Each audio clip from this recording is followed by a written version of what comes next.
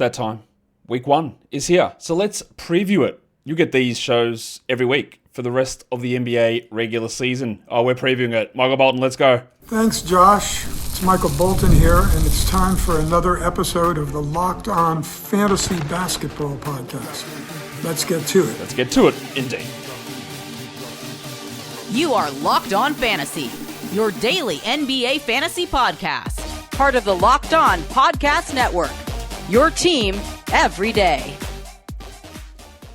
Hello and welcome to the Locked On Fantasy Basketball Podcast, brought to you by Basketball Monster. My name is Josh Lloyd, and there's really not enough talk about centaurs. I'm also the lead fantasy analyst at basketballmonster.com, and today's episode is brought to you by FanDuel. Right now, new customers can bet just $5, and if your bet wins, you'll get $300 in bonus bets to use across the app. Head to FanDuel.com to get started. Thank you also for making Locked On Fantasy Basketball your first listen every day. We are free.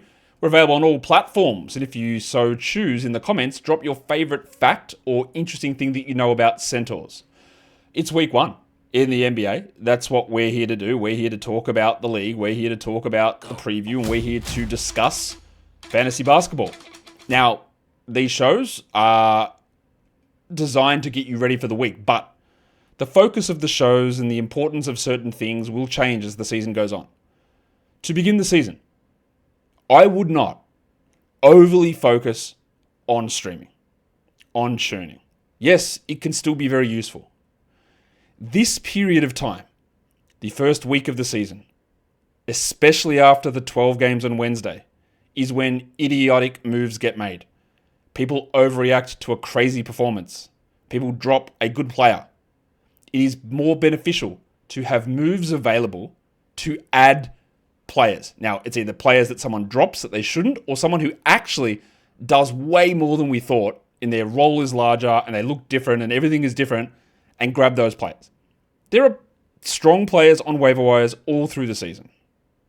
But you often get the big winners, especially if your league was maybe not as in tune like last season. People were grabbing Ivica Zubats and Dyson Daniels off the waiver wire in week 1. Now, a lot of you didn't worry about that because you drafted them very easily and early and all that sort of stuff. But other leagues don't. So you might be someone who's just jumping in, all right, fantasy basketball just drafted yesterday, let's go. What are we going to do week 1? Be on the lookout. It is not as important to make sure you're maxing out your games played this week versus having enough ads to actually grab some players who are going to make a difference for the rest of the year. Because there will be those guys. Those guys will exist this week for some of you. And you getting eking out a win this week. While every win is important, yeah. But I would rather lose this week and lose next week and not panic on players and grab other guys who I think are going to be great and then push forward from there. So, remember that when we're talking about streaming and this week coming up ahead. Because I do believe that it is important. So, like I said, we're talking about week 1. I think I already played that transition, but that's okay. We can do it again. Because we're here to now look at what the schedule actually looks like. How do things go for this upcoming week? Well, we don't play on Monday, obviously. The NBA season always, for whatever reason, starts on Tuesday. So, we're here, ready to look at how the games play out for the week. Last season, I did some work in studying the number of games on a day and the likelihood that you would have active roster spots. And usually I'd been setting it at 9 and below, but the study that I did last season made me push that number to 10. Right? So you will hear people often talk about you need to really target the really low volume days. Realistically, if it's 10 games or fewer, you are going to be fine to have spots on your active roster, not your bench. So remember that. That is a change in focus for the entirety of this season. I used to do it as 9. We are now doing it as 10. This week, we have starting things off with 2 games on Tuesday. Houston and OKC, and then Golden State and the Lakers. Then we have those days which I hate, a 12-game Wednesday, a 2-game Thursday, a 12-game Friday. Completely imbalanced. The Wednesday and Friday, there is going to be chaos across the league. There is going to be things happening that you didn't expect, that I didn't expect. And some of the stuff will get lost in the shuffle. That is why we're going to be here recapping it and talking about it. The weekend is a little bit lighter. 5 games Saturday and 9 games on Sunday, which is great. That 5 and 9, fantastic. So how does it play out in respect to the games that teams play? Well, we've only got 6 days of NBA action this week. No Monday, obviously. We've got most of the league, nearly all of the league, playing 3 games. 24 teams play 3 games. That means that 6 teams play 2. So I'm just going to read out which teams play 2 games. And if I don't mention that team's name, they play 3. So Chicago, Denver, Houston, New Orleans, Philadelphia, and Utah have 2 games only this week. If you are watching this on YouTube, you can see the list of 3-game teams. They're all up on the screen. But this is week 1, and Chicago, Denver, Houston, New Orleans, Philadelphia, Utah are at a games played disadvantage. 2 games only versus 3 games. All right? This is the way that we go about and do these shows. So, we know the volume of games, but one of the things, again, that is going to be vitally important is it's not always just about the volume. It's about when those games are played and how you can make the most of it. So let's take a look at the idea of streaming and quality games. Remembering what I said about at this time of the year, we are not necessarily hyper-focusing on making sure we maximize everything. For majority of leagues, you will have a default of 4 ads allowed per week. Now, you might play in a league on ESPN that has 7. You might play in a league that cuts down your weekly transactions to 2. You might play in a league that has 40 transactions for a season. You might play in a league like mine where it's a games capped league, where it's 40 games for the week but unlimited transactions, but you can't play everybody. So all of that stuff, you need to know the intricacies of your individual league and the settings. But for the most part, I'm going to talk about default 4 ads per week. For the most part. If I'm talking quality games, meaning 10 games or fewer, meaning a quality game is a day where you will almost certainly have the ability to add somebody off the waiver wire and slot them into an active roster slot. If you are using a relatively standard setup, 10 starters, 3 bench, 10 starters, 4 bench. If you have 6 starters, 6 bench, it becomes different. It becomes different. So you should be able to stream players in on Tuesday, Thursday, Saturday, and Sunday. You should be able to do that. They are considered, for me, quality games this week. 2 games, 5 games, 9 games. There are 2 teams this week who play all 3 of their games on the low volume days. The Indiana Pacers and the Oklahoma City Thunder. In fact, the Thunder start this week going Tuesday, Thursday, Saturday. So they skip the 2 high volume days in the middle. And if you wanted to get that leg up and add a Thunder player, do it. Cason Wallace, the Hong Kong mattress. What a great stream to begin this week. Because you get him on those 3 low volume days. And then you can drop him for somebody on Sunday if you wanted to. Alex Caruso, no back-to-backs. Aaron Wiggins. Unsure about what happens with someone like an AJ Mitchell because we don't know his status. But look, there's goodness there. The Pacers are a little different because they have the Saturday, Sunday back-to-back as part of there. So they're more of a backloaded run where they go Thursday, Saturday, Sunday. But you still got 3 quality games. There's only 4 teams that have 2 quality games this week. Charlotte, they've got the Saturday, Sunday back-to-back. Golden State, the Lakers, and the Nuggets.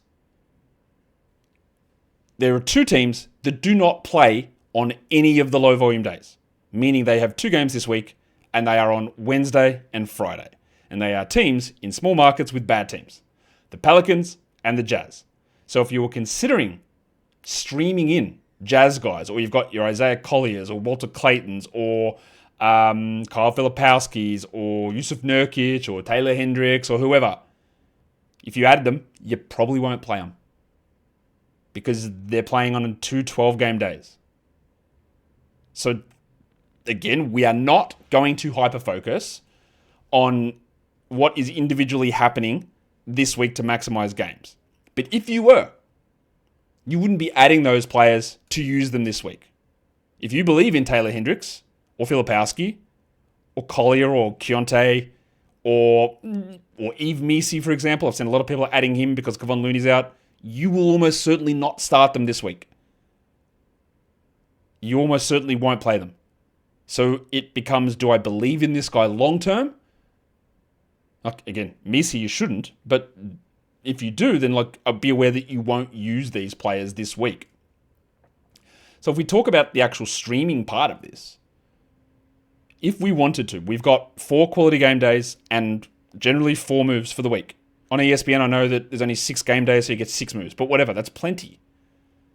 If you wanted to, you could just go, I'm adding someone Tuesday, Thursday, Saturday, Sunday. But I want you to save moves for the waiver wire gems that appear to capitalize on your idiotic league makes idiotic moves, or to grab somebody who just pops out of nowhere. So if you want, you can still max out your games by getting someone on Tuesday, Thursday, Saturday, Sunday, and only use 2 moves. For example, you can get a Thunder player Tuesday, Thursday, Saturday if you want. And then just add someone in on Sunday. You could get a Pacers or Hornets guy on the Saturday, Sunday back-to-back. And then get people who play the Tuesday, Thursday combination. And that's 4 games, 2 moves, and you've got 2 other moves to do good stuff with. So make sure we're approaching this in the correct way. Don't scrounge absolutely everything, dropping players who can be good because you need to get 1 extra game this week. I don't think that is a long-term winning strategy. We're going to come back and talk about some of the schedule quirks and back-to-backs, weekly ads, that sort of stuff. But, again, look to the Thunder to start the week. Look to the Pacers and Hornets to end the week. The Warriors also got a nice start to the week. And use probably half of your moves for extra games and streaming, and the other half for important longer-term moves. We'll come back and talk about the other stuff in a sec, today's episode. It is brought to you, though, by Peloton. Peloton is shaping the future of fitness with a brand new Peloton Cross-Training Tread Plus. It is powered by Peloton IQ, the most advanced equipment yet, designed to give you real-time guidance and endless ways to move. Running, lifting, cross-training, whatever it is, you do that with your favorite instructors with the Peloton Cross-Training Tread Plus. The Peloton IQ offers real-time strength coaching. It tracks your reps. It tells you, hey, is that weight right? Do you need it heavier? Do you need it lighter? It keeps a track of what you're doing. It corrects your form, and it makes every rep safer and smarter. And the swivel screen is a game changer. You can go from running on that Tread Plus over to strength training without missing a beat. So let yourself run, lift, flex, and push forward. Explore the new Peloton Cross Training Tread Plus today at onepeloton.com. Today's episode is also brought to you by Monarch Money. And most of us, we can't name all of our financial accounts, let alone what they're worth. 401ks and properties, investments, savings, whatever. It's easy to lose track, and that can mean leaving money on the table. And that is why Monarch is something you need to start using. The all-in-one personal finance tool that brings your entire financial life together to one clean, easy-to-use interface on your laptop or on your phone. It can help you organize your accounts and track your spending and get a better handle on your investments without having to touch your own spreadsheet. So don't let financial opportunities slip through the cracks. Use the code LOCKEDONNBA at monarch.com for 50% off your first year. That is monarch.com. The code is LOCKEDONNBA for half off your first year. Okay, so we start looking through at the week. We start looking through at streaming options. So now what we need to do is take a look at some quirks in the schedule. Is how I will, or how I have been phrasing this, and I'll continue to do it, because there are always weird little things that happen across the NBA in terms of parts of the schedule that at times you can take advantage of. 4 teams do not play at all on the weekend. Golden State and Houston, even though they play the quality games early in the week, but also New Orleans and Utah that we just talked about that only play on Wednesday and Friday. So again, when you are trying to maximize games and you get towards the end of the week and you've got 2 streaming days and teams that do not play, that's when you consider, hey, should I drop like a fringe Rockets guy? Don't know who that would be necessarily, but I probably wouldn't make that call early on Jabari Smith or Reed Shepherd, but you might have tried Steven Adams. You might have had a crack in Golden State at John Kuminga and he's playing 20 minutes, and you want to drop him and get someone else in, or the Eve Meeseys or Isaiah Colliers or whatever in Utah, and then open up those 2 days on the weekend. 2 teams, and one of them again is Indiana, that we talked about, has that good schedule going Thursday, Saturday, Sunday. They don't play until Thursday, though. So the first 2 days of the season, we will not see Indiana. We will not get answers to the Pacers center position. We will not see Denver.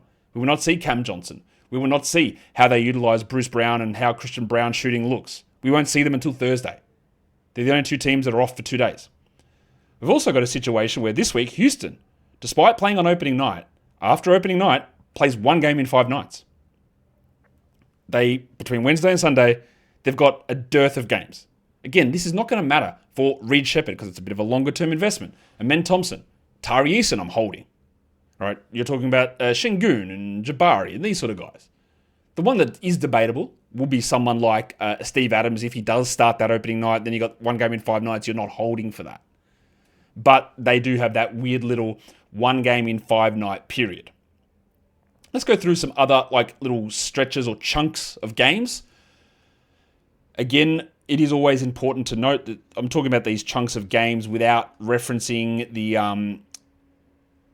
volume of days, but these teams have 3 games in 4 nights. The Warriors, between Tuesday and Friday, the only team to start the season with 3 games in 4 nights. Between Wednesday and Saturday, incorporating 2 12-game days. We have these teams with 3 games in 4 nights. Atlanta, Memphis, Orlando, and Phoenix. Between Thursday and Sunday, there is only one team with 3 games in 4 nights, and that is the aforementioned Indiana Pacers, whose back end of the week is really strong. There are 2 teams, though, who have, if you were looking to do longer streams, there are 2 teams who play 5 games in 8 nights to begin the season. That is the Golden State Warriors and the Oklahoma City Thunder. So between Tuesday, the start of the NBA season, and Tuesday of week 2, the Warriors and the Thunder are the only teams to play 5 games. Some teams over that time play 3 games. So again, be aware of that, but also pay attention to whether you can actually use the players on the particular days that they are available. Let's talk back-to-backs now. Now, usually when we talk back-to-backs, all the time when I talk back-to-backs, I'll tell you about the actual back-to-backs, but also the pseudo-back-to-backs, a term that I'm pretty sure I invented it, but to talk about when you have days that sandwich a high volume day. So we'll start with that because there is no Tuesday, Wednesday back-to-back to begin the season. There's no Wednesday, Thursday back-to-back to begin the season, but it's not even relevant anyway because with 12 games on the Wednesday, you wouldn't add someone to Tuesday because you probably wouldn't play on Wednesday anyway. But because Tuesday and Thursday are both 2-game days, that is basically a back-to-back. And you've got Golden State and Oklahoma City who fall into that. So if you wanted a Tuesday, Thursday back-to-back and then the Saturday, Sunday back-to-back, that's how you do it. Cason Wallace. AJ Mitchell if he's playing. Aaron Wiggins. I'm not sure if they're going to play Brooks Barnheiser, but maybe. And then Golden State, if Moses Moody is available, which I don't think he will be. He's there. Is Brandon Podziemski floating on your waiver wire? Is Quinton Post there? What about Al Horford? Thursday, Friday is a legit back-to-back. Friday's a 12-game day, and the only team that does that is Golden State. Hence, they're the only team that starts the year with 3 games in 4 nights. Friday to Saturday, there are 4 teams doing that, but Friday's a busy day, so you're not prioritizing this. That's Atlanta, Memphis, Orlando, Phoenix. Thursday, Saturday, which is a pseudo back-to-back, is more interesting. Indiana and Oklahoma City, we've talked about them a lot as some of the stars of this week in terms of schedule, but this is where Denver comes in. Now, Denver does not play the first 2 nights, but they have the Thursday, Saturday back-to-back if you are so inclined. So if you're looking at Christian Brown, if he's on your waiver wire, I doubt he is, but Peyton Watson, Jalen Pickett, maybe, Bruce Brown, Jonas Valanciunas, 2 games across those 2 nights and get a little bit of extra value out of it. But again, we aren't prioritizing this. And then there's only the 2 teams, again, which you're not going to... Well, actually, maybe you will, because we talked a lot about Charlotte in the weekly previews and the value they had last season, because the Hornets have got the back-to-back.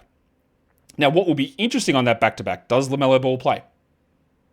I'm not sure he will, but does he? And if he doesn't, does that mean that Colin Sexton and Trey Mann, who also might not play the back-to-back, do they get a bit of a bump there? How does it look for the big Areola, Concanipple? And then, of course, in Indiana, I would expect that Isaiah Jackson does not play this back-to-back.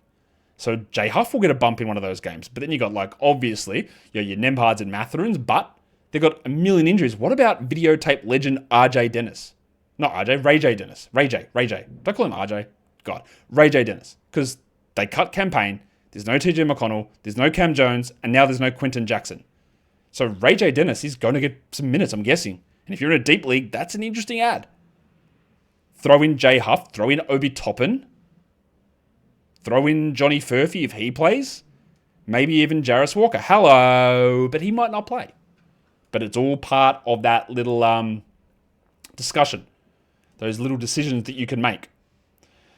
We're going to come back and we're going to look at injury updates. And we're going to look at guys in weekly leagues who might be addable. We'll get to that in a sec. Today's episode, though, is brought to you by FanDuel. The NBA season is here, and FanDuel has an offer that you don't want to miss. Now, if you bet $5, you can get $300 in bonus bets if you win.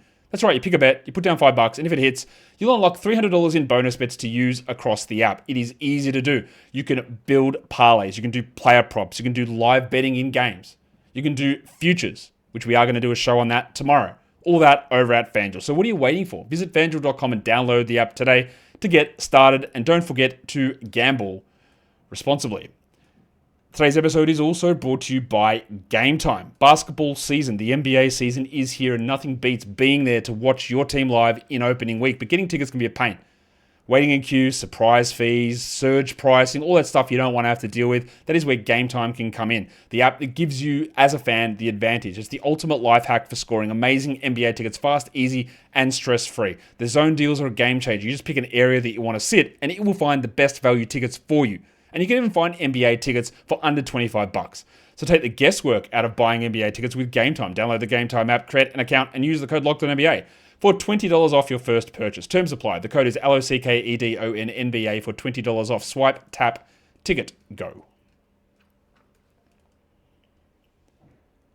So let's do a little bit of an injury update now. Just talking about guys that I'm very certain will not play this week, plus some injury statuses that we are not sure about, which we will update when we get more information on it. So I'm just going to do sort of a rapid fire, quick run through some of these injuries.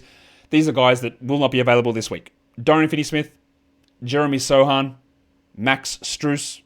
Now these next two, I'm very confident we will not see Jalen Williams or Domantas Sabonis this week. Very confident. Sabonis, theoretically, the 1 week ends on Saturday, but he's not playing. And we haven't got any update on Jalen Williams, which we're going to probably get tomorrow. Don't think he's playing. TJ McConnell's not playing. We got the update on Scottie Pippen Jr. that he will not be playing for 12 weeks. You can just forget about him in basically any format now. Jared McCain will be out. De'Aaron Fox is certainly going to be out, I think. Darius Garland is likely going to be out in Cleveland. Jalen Green, hamstring, probably going to be out for Phoenix. Zach Edey, definitely going to be out. Jaden Ivey, definitely going to be out. Kyrie Irving, going to be out. Keegan Murray, not going to play, out. I don't have confirmation of this, but I will fall off this chair if Jalen Suggs plays this week. Bilal Coulibaly, not going to play. Tyler Hero, out. DeJounte Murray, out. LeBron James, also out. Scoot Henderson, out. And this one, I don't know. I know he's not on track to play the opener. They only have 2 games this week. So I'm just going to go ahead and say Paul George will not play this week. Maybe he returns next week. Don't know. But I'm pretty confident in saying that old Paulie George will not be available for this upcoming week. But what about some guys that we're just not sure on and we're going to need clarity for? And we'll get clarity for this in the next day or so. We still don't know whether Ja Morant is going to be available. Memphis, the whole point guard situation is a mess. We know that Pippen is out. But we don't know whether Ja Morant's going to play. We don't know whether Ty Jerome's going to play. If Morant is out and Jerome is in, we love it. What about if Morant is in and Jerome is out? Well, that means that Cam Spencer is going to have to do more and Javon Small. What if both Morant and Jerome are out? Well, Javon Small's been great in preseason and Cam Spencer will be solid. And you would consider using Javon Small. But that's when we get back to this idea of how do we view it? Because Memphis, they do have 3 games. 12-game Wednesday, 12-game Friday. Would you start Javon Small? And then, say Jerome and Morant miss those 2 games, what if they both come back on Saturday and you've added Javon Small and he does nothing? So when people ask, hey, what do I do here with this situation in Memphis? At the moment, I think you are really not worth. If it's Jerome, fine, because he will have value for a longer period of time. You can add him, and that's more of a long-term view. But for this week, if you're just looking for something specifically for this week, there's nothing clear. I'd rather sort of just hold on to my moves if possible. Like I wouldn't add a Javon Small, I'll put it that way. Because he might start. But would you start him on a 12-game day? Which their first 2 games are 12-gamers? Probably not. And there is also just a chance that both Morant and Jerome are back and he plays literally 0 minutes. So it could be a gigantic waste. We don't know about Jimmy Butler or John Kuminga, and I'll say it this way, because they have been labelled questionable officially by the Warriors, but it is worth digging into, and this is what will piss me off all season about teams. They do it all the time. They say he's questionable, but he's likely to play. Well, you know what that means, Golden State? You've got a literal tag that you can use that, and it's called probable. So they are actually probable, despite being officially questionable. So, we're going to list them questionable, but they're going to play. So probable? But they're listed questionable, but they are probable. I actually don't think that Jaylen Brown is going to play this week, but it's up in the air. We haven't got an update from the Celtics after he left with a hamstring injury. OG Anunoby hurt his ankle in practice. I think he'll be okay, but we don't know. And if he is out, and we also don't know about Josh Hart, well then stuff does open up. Jordan Clarkson is going to have to play more. You're probably going to get Pack Home Daddy A. Yeah, getting rotation minutes. Probably. I would guess, because you're going to be losing Josh Hart and OG playing at the 3. And you're going to get a lot of Gershon Yabusele extras as well. Like I said, Ty Jerome, I don't know if he's available. John Ray Hunter left the last preseason game with a knee complaint. I think that is probably leaning more towards it just being a preseason thing, but we watch that. If he is out, and Max Strus is out, and we know that is happening, well then Jalen Tyson is going to have to play, and Dean Wade. Don't know whether Daniel Gafford's going to play, but if he does, he will be a backup, so we're not caring about that in most spots. I expect that Mark Williams is going to play, but the Suns keep providing very odd messaging. Oh, the center spot is fluid, and we're monitoring him. Okay. If they are so concerned about him and his health, why did they trade for him? I realistically don't know. I am getting a little worried on Mark Williams. I know that he's better than those other players. Like, there's no question about the skill level of him versus the other centers. But I'm getting a little worried. I think Mark will play. It looks like he's trending to play, but they are being cagey, and I don't like that. It is trending that Kobe White will play for the Bulls. He hasn't played at all in preseason, and I think he'll be limited, but I think he's going to be there and playing. Bub Carrington, I thought we might lose him for months with that knee injury, but looks like he's going to play. Do I care for fantasy? Probably not really. Isaiah Collier has not played in the preseason with a hamstring injury. I don't think he's going to play opening night, meaning Walter Clayton gets a bump. And then fellow Jasmine, Ace Bailey, left with that knee tendonitis. Now, I know people have panicked hard on that. I wouldn't. I think he's going to play, but what I do think that it does is the Jazz are masters at this. You will notice that Larry Markkinen missed a bunch of time in preseason. Walker Kessler missed a bunch of time in preseason. Isaiah Collier missed a bunch of time in preseason. Kyle Filipowski missed a bunch of time in preseason. And now Ace Bailey with an injury. So, when they come and sit guys during the season, they can say, they've actually had this problem. It's been bothering them all since preseason. This is what teams do.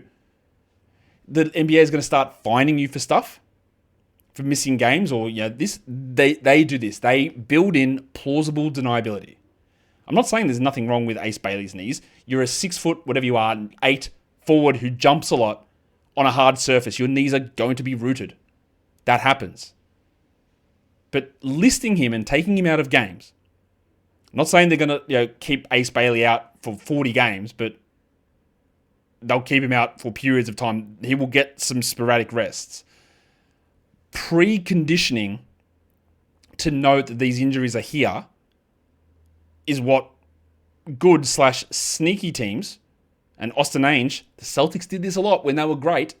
They would list them a lot, and then, actually, it's just the load's caught up. They need to sit down. So just be aware of that. Just be aware of that. You never know. You never know. Let's take a look at if you play in a weekly league. Now, let me again stress this to you. A weekly league does not mean that the matchup takes 1 week. It means that you can set your lineup once per week. Again, just for confusion for new players. Every head-to-head league, basically, is a weekly matchup. Is that I match up against you for the week. A weekly changes league, which is what I'm talking about here, is when you make your moves and you set your lineup on Monday and you can't touch it. These are leagues that should not really exist in this way, but they do. So, we'll talk about more of this during the week as well. But we are seeing some weird roster percentage numbers on Yahoo, and there is a reason for this. They are pumping this high score format, which is, again, a dumb format, but only has 10 teams and only 10 roster spots. So it means only 100 players are rostered in those leagues. They also default you to 10-team leagues in points and categories, which means only 130 players are rostered, when we historically have been dealing with 156 players rostered. So you're going to go onto Yahoo and you're going to see Tobias Harris. This is an example I found today. Tobias Harris is 51% rostered. In half the leagues, he sits on waiver wires. Now, I know that for the majority of you watching this, you probably aren't playing high score. Most of you aren't necessarily in 10-team leagues. So I can come in here and say, well, usually I'd look at Yahoo under 60% roster, go, well, Tobias Harris is available in 60% of the leagues, maybe want to grab him. And you're going to go, bro, it's pointless. He's added in my league, because of course he is. So as we always need to do, I've got to make some recalibrations on what my percentages are in terms of guys that are available. We have the advanced roster percentage metric on Basketball Monster. I use that. Plus we have the Yahoo numbers. So if you are watching this, that was a long explainer, but we do need to explain it. If you are watching this on YouTube, I've got 3 names at the top in white, 3 in blue. The 3 names at the top in white are using our Basketball Monster advanced roster percentage metrics and players who are under 40% on that, which generally accounts for more competitive and 12-team league bases. The blue names are all below 40% on Yahoo's numbers, which, again, 40% is still like a weird number, but we were using 50 and 60 at times for Yahoo as the standard cutoff. But we're dropping it to 40 now. So, if you're in a weekly league, I know, you will say, why would I add Chris Middleton, Josh? Because the Wizards play 3 games and they're not back-to-backs. Simple as that. The Wizards have 3 games for the week and they are not back-to-backs. They go Wednesday, Friday, and Sunday. Now, Chris Middleton could actually be good enough for you to start with 3 games this week. Remember, this is a weekly league. I've got Grayson Allen there. Jalen Green's going to be out. He's available everywhere. Grayson Allen. Go and do it. Like, that is, I think, a really good option in 12-team leagues, like, at the moment. Because there is no Jalen Green. So, I think that Grayson, who, if I look at his roster percentage numbers, at the moment, where are we? Grayson Allen sits at 9% rostered on Yahoo, and our advanced metric has him as 20. And the other one is Drew Eubanks. You can say, Drew Eubanks? What? Eubanks is 2% rostered on Yahoo, and we've got him at 0 on our advanced metrics on Basketball Monster. I think he's going to start for Sacramento. There's no Keegan Murray, there's no Domantas Sabonis. They've got 3 games. Yeah, Eubanks is worth it.